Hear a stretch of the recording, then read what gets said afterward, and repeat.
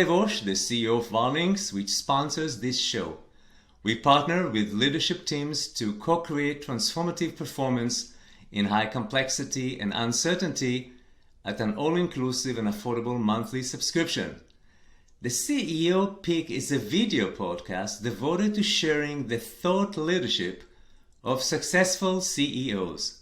Such a leader is our guest today, Kunal Chopra, the CEO of Kaspien, a Nasdaq-listed company which grew from a third-party Amazon seller into a robust e-commerce platform.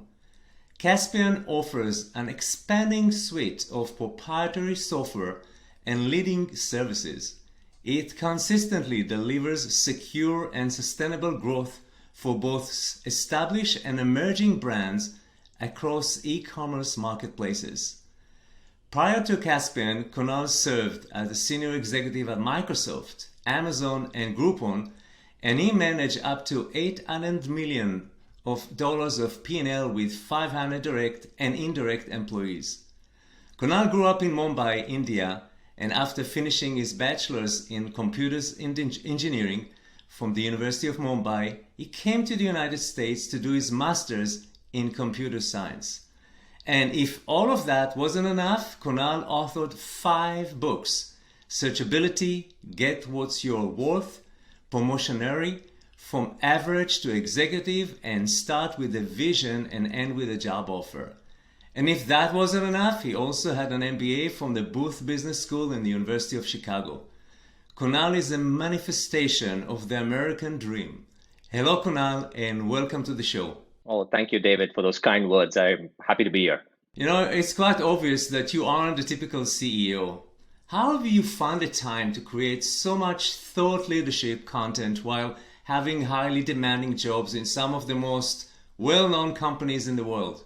Well, I mean, I wouldn't want to call it a formula, but basically I look at myself as a lifelong learner.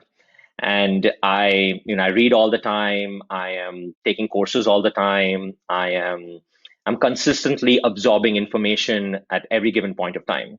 And then I translate a lot of that information into giving back as well. So, that's just part of how I operate on a day-to-day basis. And I blend both my work as well as my personal passion for learning into one. And so my way of operating companies is through this lifelong learning journey that I've always had. And you can see that from my background through some of the educational institutions I've been in, but just, from authoring books and writing blogs, etc. But that's just part of how I run every day. One thing that you probably don't know about me is I send a weekly newsletter to my company every week, every Sunday. And that's, where I document all my thoughts. I document, what's on top of my mind. I document, what's coming up next for us as an executive team for the company. And I, some vulnerability in that conversation as well, but I like to keep an open book with my company as well.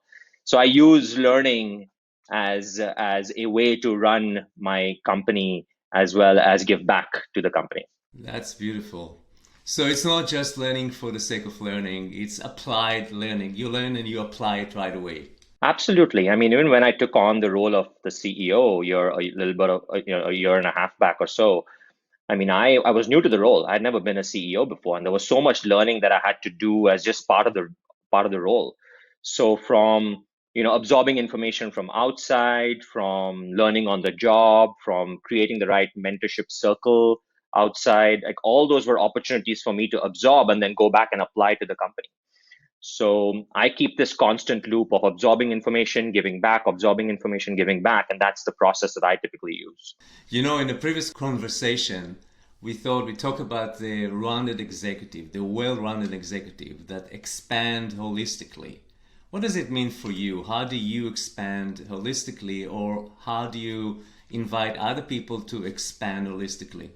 Yeah, I mean, my view on expanding holistically is to really think about this concept of work-life integration. And you've probably heard of this multiple times in the media and everything around, the difference between work-life balance and work-life integration. But I truly take work-life integration pretty seriously, which is where I just blend my personal life and my work life into one. I bring my whole self, to work. So for me, it's very important to focus on personal development, goal setting, not only as it relates to my company, but it relates to me as a person. And my goals for my company are really my personal goals that I've set out for myself, along with many other things that I've done. And so I try to look at personal development, goal setting as part of achieving milestones, as part of me as a person, and integrating that with goal setting and personal development for my executive team and my company. And so being able to blend that has been something that I look for in leaders, is something that I practice. And I believe that that's the right approach that leaders should bring to the table on a day-to-day basis. And there's multiple reasons for that as well. Is as leaders, one thing that is really critical is how we interact with our team is going to directly impact how our team executes for us. So you can't be a different person at work and you can't be a different person at home. You have to bring your whole self to who you are and the truthful self to your work on a day-to-day basis. And so I think that's one learning that I had over time during my journey, that who you are is going to say a lot. What you say, every word that you say is going to mean a lot. How you interact in a particular meeting is going to decide how your team is going to go back to their desk and execute for you or not. And so being able to just blend who you are, bring your whole self to every aspect of your life, whether it's work, whether it's your family, whether it's something community driven, is very important in my view. I love it. It should be the next book, your next book. Oh, it's Fusion, something that we'll call it fusion. How do you blend this work life that so many people build their walls between them, right? And now you're talking about let's blend them together and makes them one, and then we won't have this fight and collision between the two. Absolutely, absolutely. In fact, that's something that I've been thinking about. I've always thought about this concept of everyone should be a CEO. And if you think about, the CEO's job is stressful in from the perspective of, it's lonely at the top, and you've heard all these different cliches out there when it comes to this particular job. And the CEO is, responsible for, everything on the company, has to manage stakeholders, has to think about strategy, has to think about execution, has to think about personal development. And so as a CEO, you're required to be very well-rounded as a person. And only if you're well-rounded as a person can you bring your best to your job. And so my question then is to everyone, why can't everyone think like that, right? Even if you're an individual contributor at your role, if you're a software engineer in your role, what if you thought about your role as the CEO of this company and thought of your role as like, I got to bring my whole self to work. I've got to think about strategy. I've got to think about execution. I've got to think about my personal development. I've got to think about my communication. I've got to think about my alignment. I've got to think about culture. And if you brought your whole self to work, wouldn't you be more successful in your personal career? So this concept of, how can everyone be a CEO, and can you think and act like a CEO? Would you be more successful, and would your company be more successful? So can you share a bit about your leadership team effectiveness framework? We talked about it before, that you have kind of a framework that you are using at work.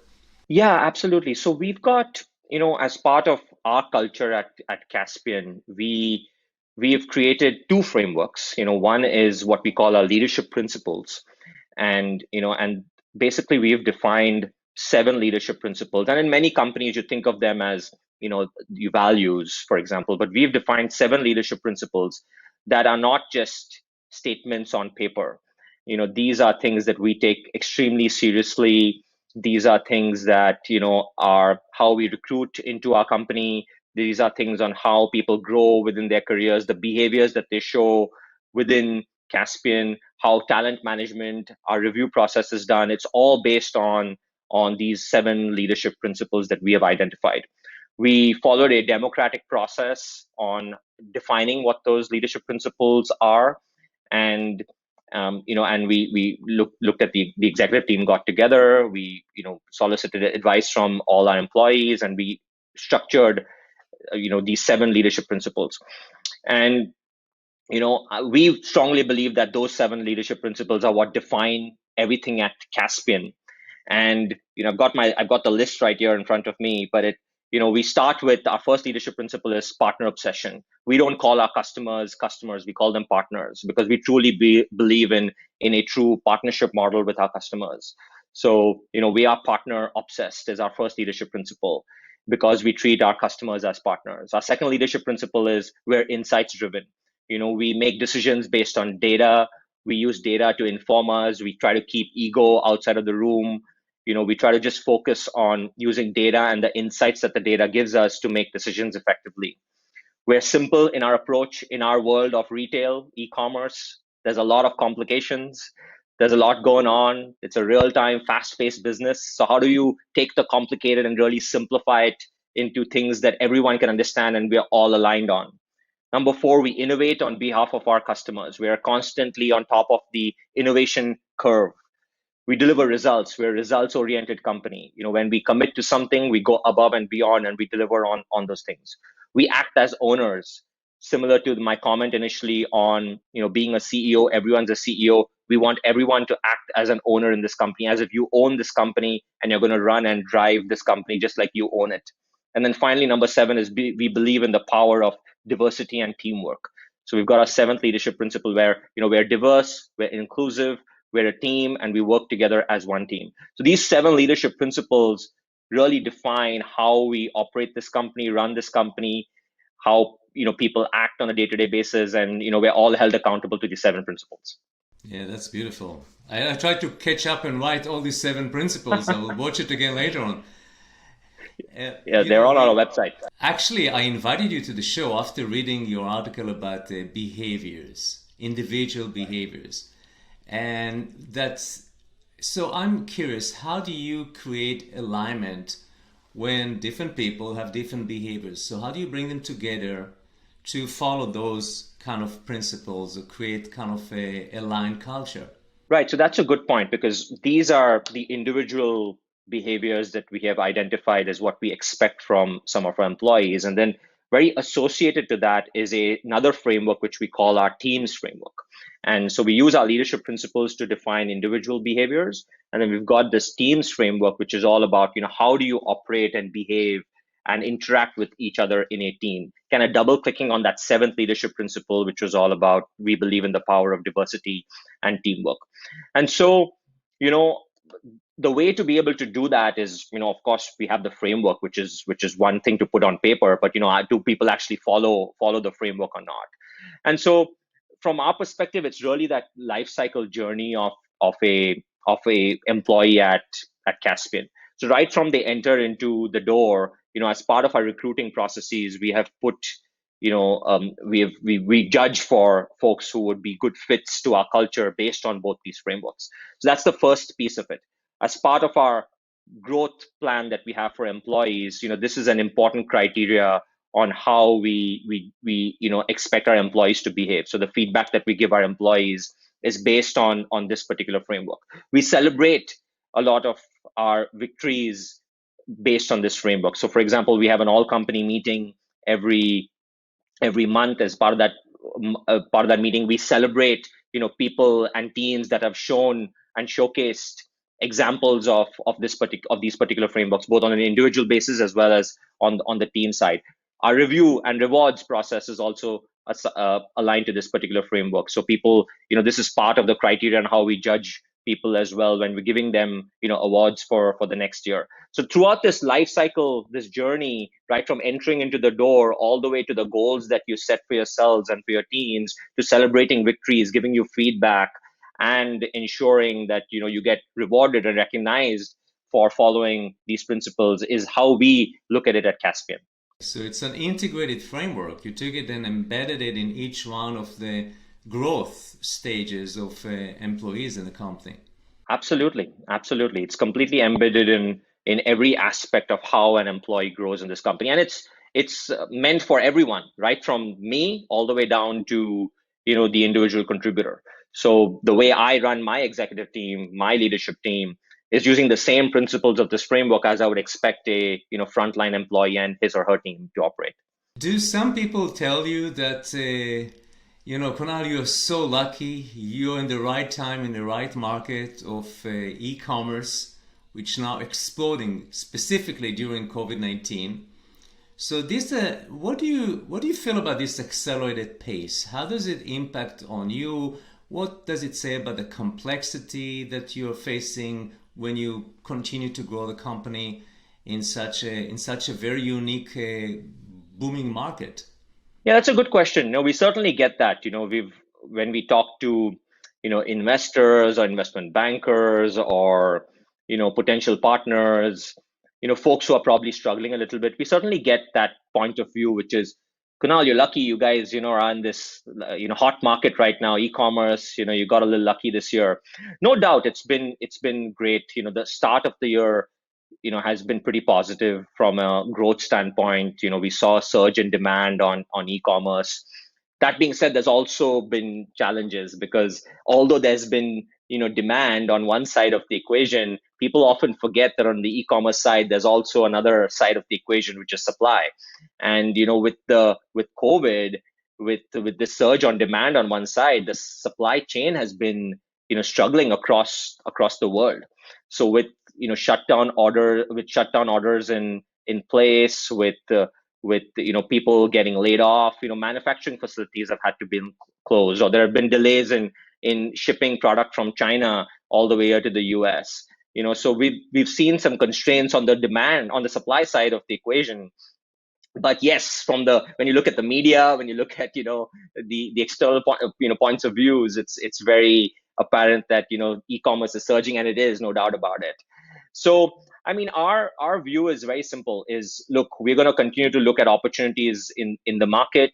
We are going to continue to innovate as a company and find more gaps in the market and balance between our fast growth e-commerce business as well as innovating and expanding into other markets and other businesses within our for our platform. So I think, Dave, to your point, to my philosophy on business is very simple. Is literally that: keep it simple. Go back to first principles. You have a core business that's working. Continue to invest in that. Look for opportunities that are open. Continue to innovate and expand into different markets and opportunities out there. For things that are not working, pivot as soon as you can and try to move into a different direction. Be an agile organization as much as you can. And so I go back to these first principles on how to run a business, and that's how we've been successful in the past, and Kaspien has been very successful this past year. Every growth brings challenges with it. Absolutely, right. I mean, another challenge that we have faced recently, and to tell you, is because people have been working from home now. There's the opportunities for all our employees in Spokane opens up to the world right now. So there's no reason why an employee in Spokane has to now work in Spokane only. He or she can look for opportunities, in Silicon Valley and in Seattle, because there's no expectation to move from that area, right? So now I have to work doubly hard to make sure that I can retain our employees and make sure that they're excited and working, want to continue to work for Kaspien, as their opportunities and their has opened up to them, globally now. So I think so. It always brings challenges. There's always the good side, but there's all these other areas that you have to continue to work on. Kunal, any last word before we wrap it up? No, I mean, I think all I can say is from my perspective, for leaders listening to this or other folks listening to this, is my approach to leadership has always been to balance between the theoretical and the practical. And so I look at trying to create frameworks and then applying those frameworks into practice. And to that earlier point, Dave, on just being able to balance the theoretical learning constantly and then making it more practical is kind of the approach that I use. And blending this theory and practical is, at least in my view, pretty key. But just a tip for some of your viewers here is to think about not ignore the theoretical side as well. There are a lot of gems there, but how you convert that into the practical is going to be key as a leader. That was such an insightful interview, Kunal. Thank you so much for taking the time to be with us today. I appreciate it. Thank you for having me on the show. And thank you for watching the show, and I'm looking forward to see you in the next episode. Bye-bye.